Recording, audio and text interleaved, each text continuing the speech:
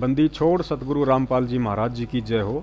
परमात्मा की सभी प्यारी आत्माओं को पवनदास जयपुर वाले का सत्साही।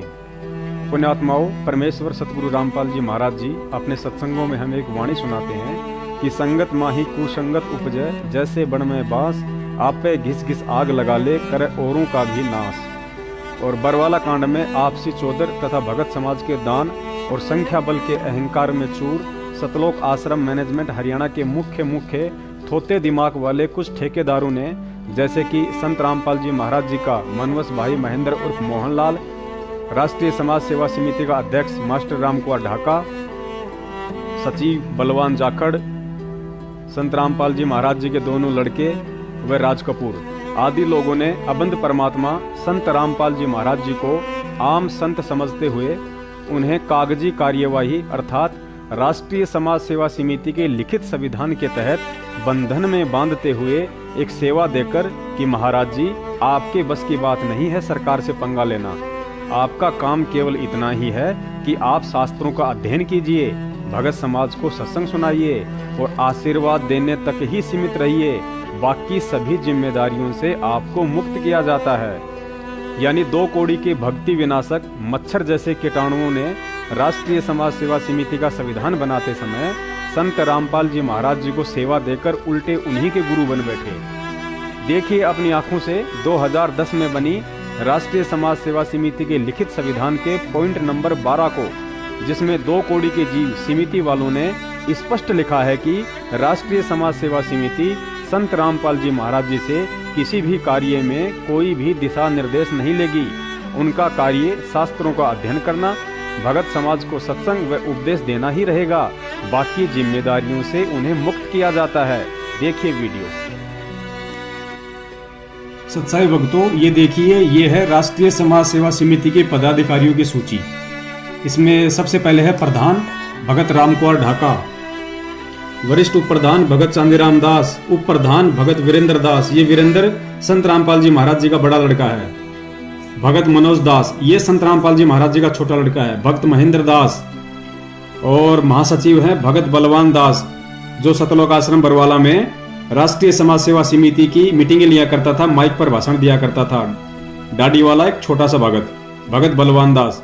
सचिव के रूप में है भगत प्रीतम दास उर्फ राज कपूर, जो सतलोक आश्रम में भक्तों के इंटरव्यू लिया करता था। ऐसे लगा के कुल 52 मेंबर हैं इसमें। टोटल 52 मेंबर हैं इसके अंदर। ये सब की लिस्ट हमारे पास में है। इसके अलावा आपको दिखाते हैं अब इनका संविधान। ये है राष्ट्रीय समाज सेवा समिति के गठन की कार्यवाही। ये देखिए, आज दिनांक 14/8/2010 को राजनीतिक, प्रशासनिक तथा न्यायालय की असहनीय बर्बरता का मुकाबला करने के लिए ये इन लोगों ने 2010 में राष्ट्रीय समाज सेवा समिति का गठन किया था, जिसका इन्होंने एक लिखित संविधान तैयार किया था सब लोगों ने मिलकर, बिना गुरुजी की अनुमति के। अब आगे ले चलते हैं इसके लिखित संविधान में, जहां से आपको मालूम पड़ेगा कि इन काल भगवान के एजेंटों ने किस तरीके से इसका संविधान तैयार किया था। ये देखिए पुण्यात्माओं, राष्ट्रीय समाज सेवा समिति का संविधान, इसके पॉइंट नंबर 12 पे चलेंगे अपन। ये है पॉइंट नंबर 1 और 2, 12 पे चलते हैं अपन सीधे। ये देखिए नीचे आएंगे तो ये पॉइंट नंबर 12 है पुण्यात्मा, उसको ध्यान से पढ़ो आप। राष्ट्रीय समाज सेवा समिति संत रामपाल जी महाराज जी से किसी भी प्रकार के कार्य में दिशा निर्देश नहीं लेगी। अर्थात इन्होंने साबित कर दिया कि संत रामपाल जी हमारे कुछ नहीं लगते और हम उनको कुछ नहीं मानते, इसलिए तो हम उनसे कोई दिशा निर्देश नहीं लेंगे।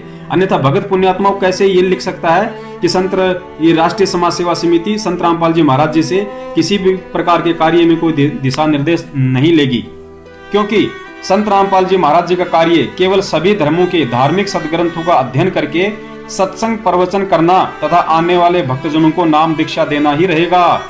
अतः संत रामपाल जी महाराज अन्य सभी प्रकार की जिम्मेदारियों से मुक्त रहेंगे। देखिए पुण्यात्माओं, ये होते हैं काम काल भगवान के एजेंटों के और मनवस लोगों के जो गुरु को मानो समझते हैं। इन्होंने यहाँ पे साफ कर दिया कि हम ना तो उनसे किसी भी कार्य में कोई दिशा निर्देश लेंगे और उनका काम तो केवल सदग्रंथों का अध्ययन करना और भक्तों को सत्संग करना है, बाकी सभी जिम्मेदारियों से उनको मुक्त रखा जाता है। यानी ये 2 कोटि के जीव हमारे परमात्मा सतगुरु रामपाल जी महाराज जी को सेवा दे रहे हैं कि आप केवल धर्मशास्त्रों का अध्ययन कीजिए और भक्तों को सत्संग सुनाइए, बाकी आपको सभी जिम्मेदारियों से मुक्त किया जाता है। अर्थात ये स्वयं हमारे सतगुरुदेव जी के गुरु बन बैठे सत साहेब। पुण्यात्माओं, कहते हैं गुरुद्रोही केवल वही व्यक्ति नहीं होता है जो गुरु जी को गालियां दे, उनकी निंदा चुगली करे या उनसे ईर्ष्या करे। वह व्यक्ति या संस्था भी गुरुद्रोही होती है जिनके कुकर्मों और झूठ की वजह से उनके गुरु को कोई गालियां दे, निंदा करे और उनसे ईर्ष्या करे।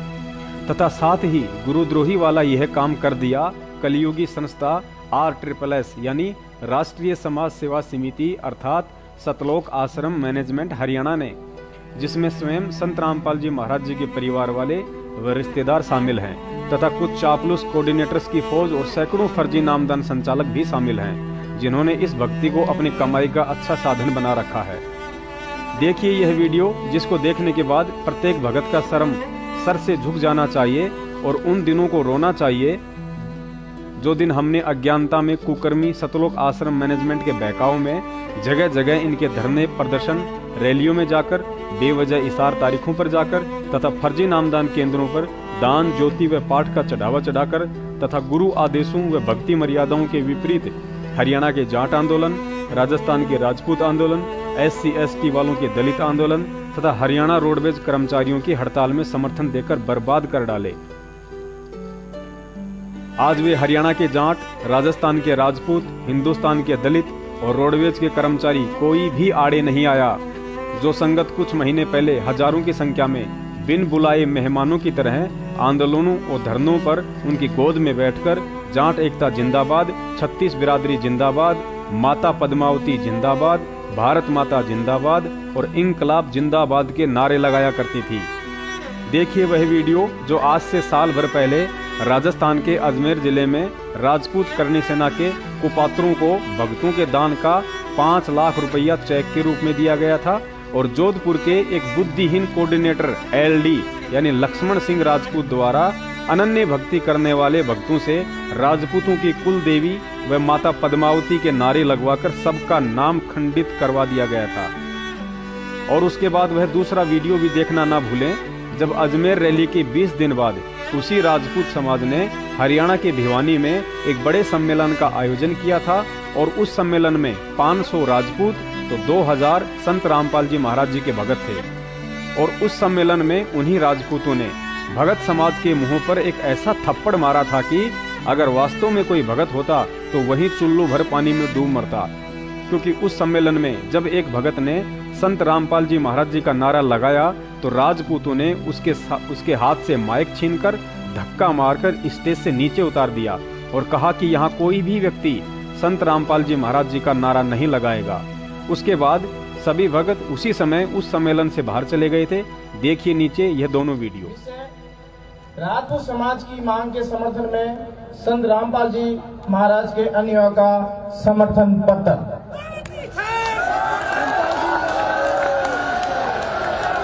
आदरणीय प्रधान जी, हम संत रामपाल जी महाराज के भारतवर्ष के लगभग 90 लाख अनुयायी हैं तथा संत रामपाल जी महाराज के ज्ञान के आधार से हम सबका उद्देश्य हो गया है कि समाज में फैली कुरीतियों को मिटाएं और सरकार द्वारा किसी भी धर्म जाति के साथ हो रहे अन्याय वो अत्याचार तथा उनकी भावनाओं के खिलाफ हो रहे सरकार के कार्यों के खिलाफ संवैधानिक ढंग से संघर्ष करें। पूरे राजपूत समाज कौम के साथ खिलवाड़ करके फिल्म निर्माता ने पद्मावती फिल्म बनाकर पद्मावती के रोल को गलत ढंग से दर्शाया है, जिससे राजपूत समाज की इज्जत और भावना को ठेस पहुंची है। राजपूत समाज की अपनी कौम की इज्जत और मर्यादा के लिए की जा रहे संवैधानिक संघर्ष को हम संत रामपाल जी के अनुयायी तन मन धन से समर्थन देने का वचन देते हैं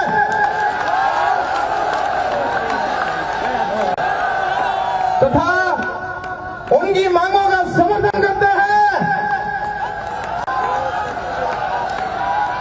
कि फिल्म पद्मावती को पूरी तरह से सभी जगह निषेध यानी बैन किया जाए तथा आनंद पाल जी के फर्जी एनकाउंटर की सीबीआई की जांच की जाए।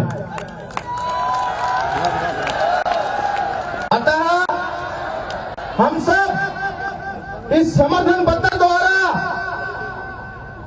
आपके साथ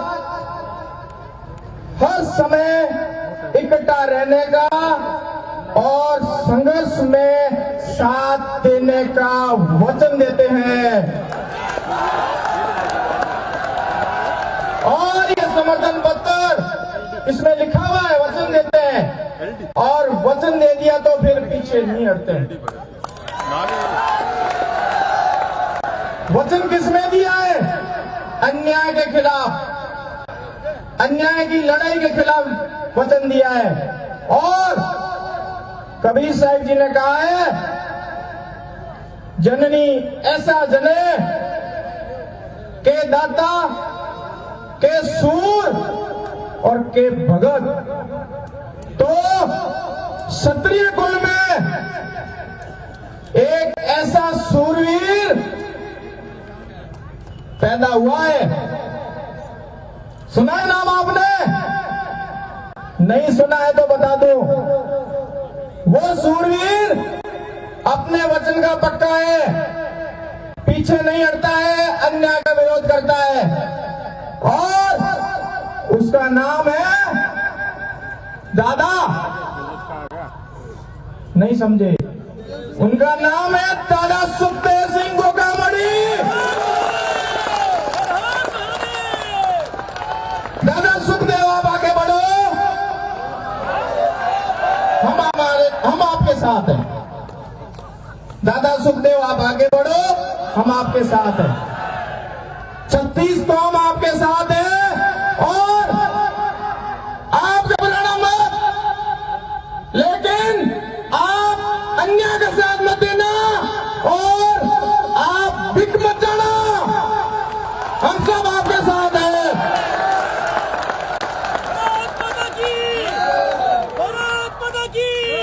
और जितना मैं जानता हूं दादा सुखदेव सिंह जी को, वो सच्चाई के लिए लड़ रहे हैं। आनंदपाल सिंह जी की सीबीआई जांच की मांग कोई हम अवैधानिक तरीके से नहीं कर रहे हैं। पूरा प्रशासन खड़ा है। इनकी मांग इतनी है कि जो फर्जी एनकाउंटर हुआ है उसकी सीबीआई जांच करवा दो। और उसके लिए सरकार ने वादा किया था, जयपुर में सरकार ने वादा किया था और उसके लिए भी मैं समर्थन पत्र लेके पहुंचा था। प्रेस कॉन्फ्रेंस में वो समर्थन पत्र हमने सौंपा था कि फर्जी एनकाउंटर की सीबीआई जांच का संत रामपाल जी के लाखों अनुयायी समर्थन करते हैं।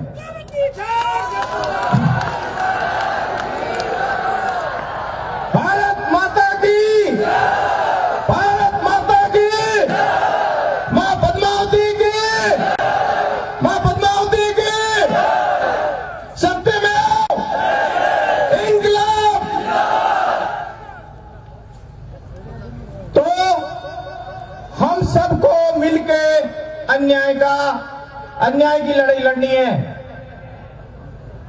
प्रशासन के अंदर जो अधिकारी है वो भी हमारी तरह ही है, और जो आज मां पद्मावती फिल्म का विरोध कर रहे हैं, ये सब जनता नहीं, ये अधिकारी भी समर्थन करते हैं। क्यों? कि मां पद्मावती के साथ में 16,000 रानियों ने जोहर किया था, वो सब जाति की थी। तो मैं दादा सुखदेव सिंह जी गोगामेड़ी से अनुमोदन करता हूं, प्रार्थना करता हूं कि इस जनसलाप के लिए बोले और कहे कि हम आगे बढ़ेंगे, पीछे नहीं हटेंगे। भारत माता की, भारत माता की सत साई। हमारे संत रामपाल जी के लाखों अन्यायियों द्वारा एक सहयोग की राशि दादा सुखदेव सिंह जी को भेंट कर रहे हैं। 5 लाख का सहयोग दादा सुखदेव जी को भेंट कर रहे हैं।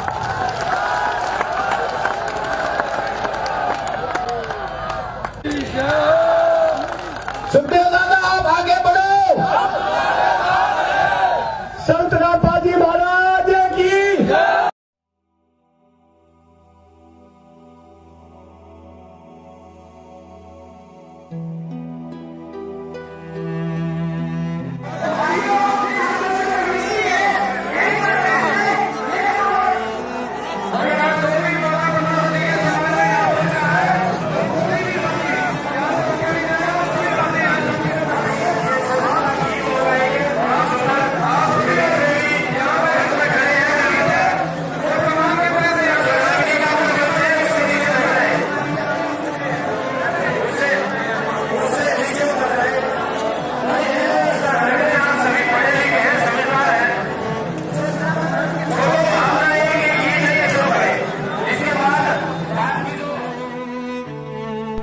उपरोक्त दोनों वीडियो देखने के बाद अब सबसे बड़ा सवाल यह है कि संगत के द्वारा अपने गुरु के दामन पर लगवाया गया दाग अब कौन धुलवाएगा, क्योंकि सतलोक आश्रम मैनेजमेंट तो स्वयं दाग से सना हुआ है और संगत को हिसार पेशियों पर भेजकर दान पुण्य का पैसा कुपात्रों के हाथों में देकर तथा आगे आने वाले चुनावों में कांग्रेस सरकार को वोट डलवाकर गुरुजी के ज्ञान व दामन पर और अधिक दाग लगवाएगा। ऐसे में केवल एक ही रास्ता है और वह रास्ता है परमात्मा की वाणी। जय तन सूझे नहीं तो शब्द साखी सुन ले, साखी भूत संगीत है जहाँ से लाओ ने। अर्थात परमात्मा कहते हैं कि यदि इतने सबूत और आंखों के सामने घटित हो रही घटनाओं को देखकर भी यदि तुझे कुछ नहीं सूझ रहा है तो हे प्राणी, तू मेरी साखी अर्थात ज्ञान को आधार बनाकर केवल अपनी भक्ति ही कर, ना कि ज्ञान विरुद्ध उल्टे और मनवश कुकर्मों में किसी का सहयोग करके अपने कर्म बिगाड़। अतः संगत से प्रार्थना है, समय रहते जाग जाएं, क्योंकि आपको अभी भी काल एजेंट सतलोक आश्रम मैनेजमेंट के द्वारा बहकाया जाएगा कि गुरुजी अगले 3 महीने में आ जाएंगे, चिंता की कोई बात नहीं है, यह तो लीला चल रही है आदि आदि। लेकिन तत्व ज्ञान प्राप्त और सभी सबूत देख चुके भक्तों के अभी भी अज्ञानता का चश्मा चढ़ा हुआ है।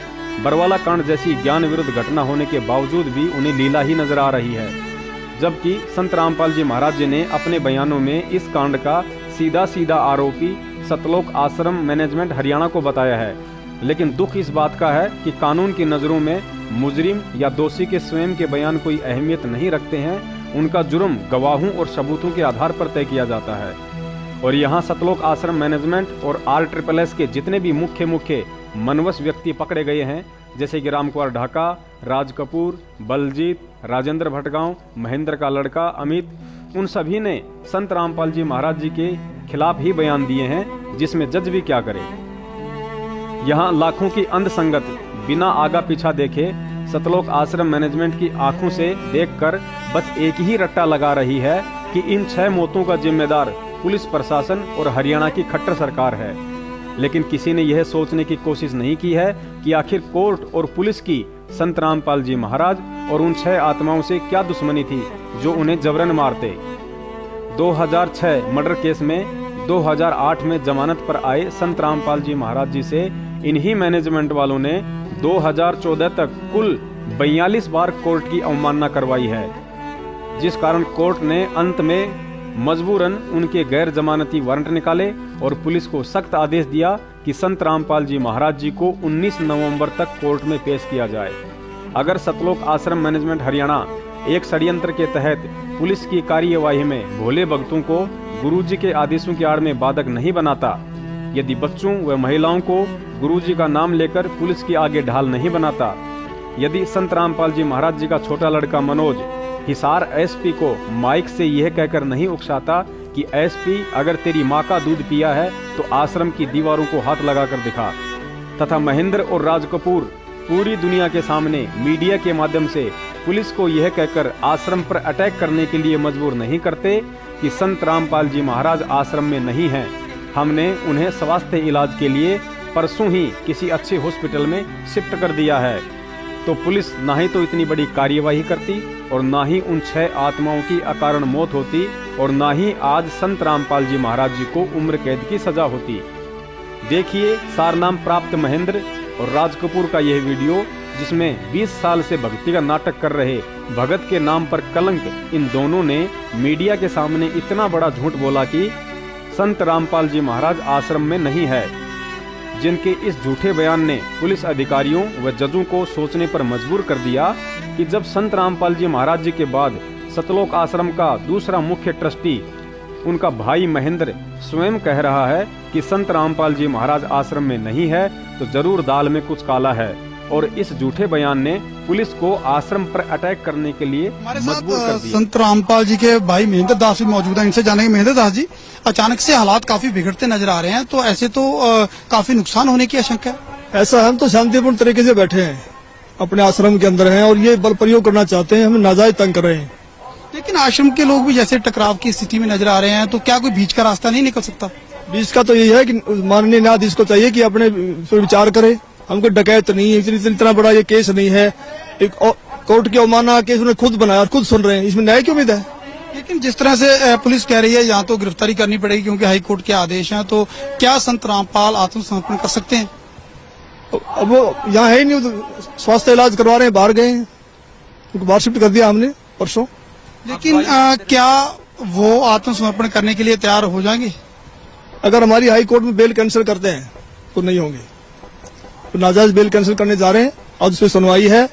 अब उस केस का इस अवमानना से क्या लिंक था? ये अवमानना बनाई इसीलिए गई थी कि उस बेल कैंसिल करके अंदर ठोक दें। एक सबसे बड़ा सवाल यही है कि आपका कहना है कि संत रामपाल आश्रम के अंदर मौजूद नहीं है। अगर संत रामपाल आश्रम के अंदर मौजूद नहीं है तो क्यों फिर पुलिस को रोका जा रहा है? पुलिस अगर जाकर के चेक करती है संत रामपाल नहीं होंगे तो पुलिस वापस चली जाएगी। क्योंकि यहाँ कल एसडीएम ने और डीसी ने बताया, एसडीएम आदेश पड़ रहा था कि हमने इसको सील कर लिया है, नाजायज तरीके सील करने के आदेश दिए, अपने आश्रम को नहीं छोड़े, आश्रम की सुरक्षा के लिए बैठे हैं अब हम। ठीक है, ओके। तो ये थे महेंद्र दास, संत रामपाल के भाई हैं और जो आश्रम के प्रवक्ता राज कपूर ने हमसे बात की। इनका कहना है कि आश्रम के लोग किसी भी हाल में पीछे नहीं हटेंगे, यानी कि अगर पुलिस आगे जाएगी तो इनका कहना है कि यह लोग अपनी जान तक देने के लिए तैयार हैं, यानी कि सीधा सीधा कह सकते हैं कि टकराव की स्थिति यहाँ पर पैदा हो।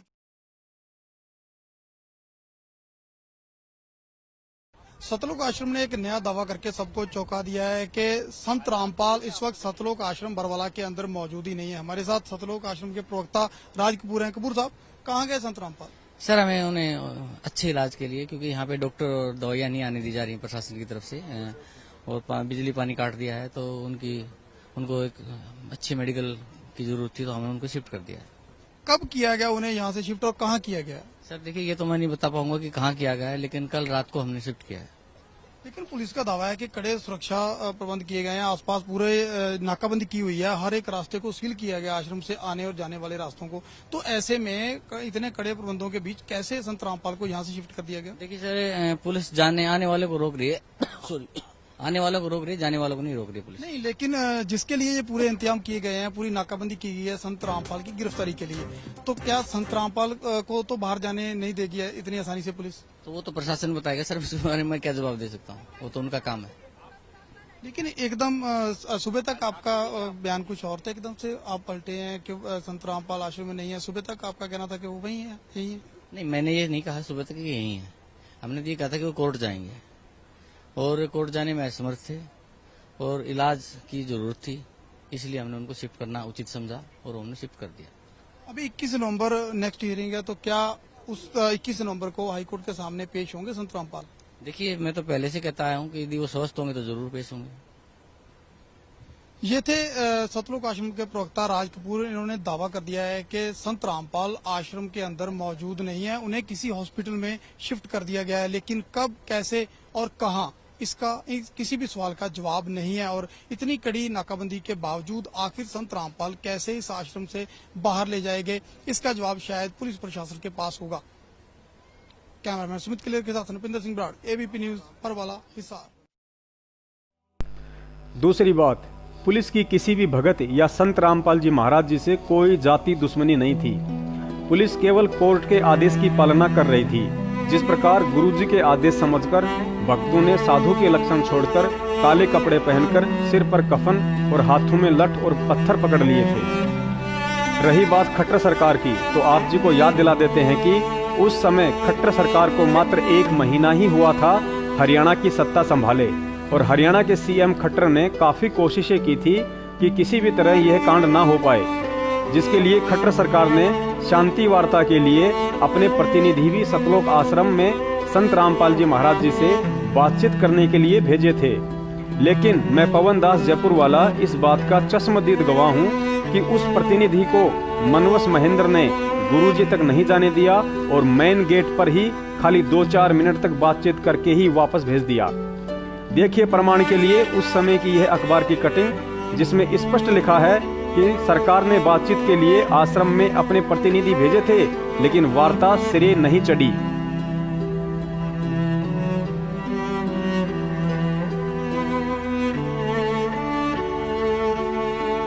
अतः सीधे सीधे बरवाला कांड का दोषी ये सतलोक आश्रम मैनेजमेंट वाले और महेंद्र है। लेकिन एपी सिंह से लेकर किसी भी वकील ने इस बात को कोर्ट में नहीं रखा और पुलिस के सिर ही दोष मढ़ते रहे, क्योंकि उन्हें मोटी मोटी फीस भी तो सतलोक आश्रम मैनेजमेंट ही दे रहा था। आगे समझदार को इशारा ही काफी है। अधिक जानकारी के लिए 9 दिसंबर 2018 को मेरठ सम्मेलन में अवश्य आएं और गुरुद्रोही सतलोक आश्रम मैनेजमेंट को एक नया रुपया दान में देकर अपने पापक्रम ना बढ़ाएं, क्योंकि आज संगत के द्वारा मूर्खता में कुपात्रों को दिए गए लाखों करोड़ों रुपयों का ही नतीजा है कि संत रामपाल जी महाराज जी को उम्र कैद हुई है। और यदि देशद्रोह जैसे भारी मुकदमे में संत रामपाल जी महाराज जी को उम्र कैद से भी बड़ी कोई सजा दिलवाने का पक्का इरादा है, तो इन गद्दारों को जमकर पाठ ज्योति और दान का पैसा दीजिए, कांग्रेस को भी वोट दीजिए और हिसार तारीखों पर जाने से भी मत चूकना। सत साहेब।